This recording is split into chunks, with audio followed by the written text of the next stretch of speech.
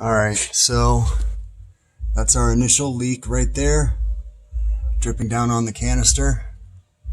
This is all above the cavity where we just had a fuel tank moments ago, attached here.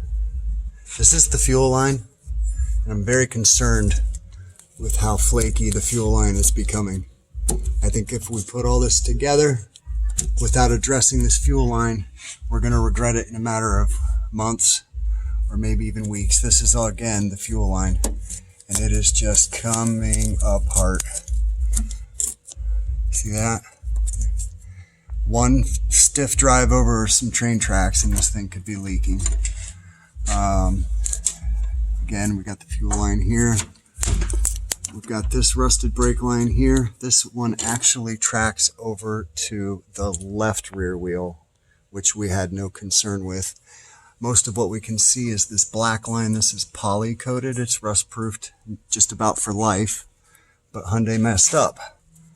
They stopped the poly coating right there, and they go back to bare metal, which obviously becomes a problem. Well, they did not poly coat the fuel lines in this area either. And as I go down, I just dropped this big plastic shield. It's just a shield. Ow. It just covers up the fuel lines and the brake lines to protect them.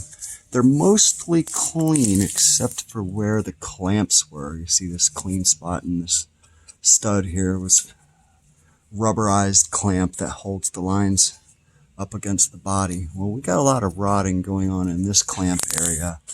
We look at this clamping area. We have a lot of, look at that swollen line there. Look at that. And just from taking it off, we had a clamp area here. This one has already begun to leak. So unfortunately, it looks like we're going to have to start to consider a full line replacement. See, look at that. There's that fuel line right there. And the poly coating stops right there.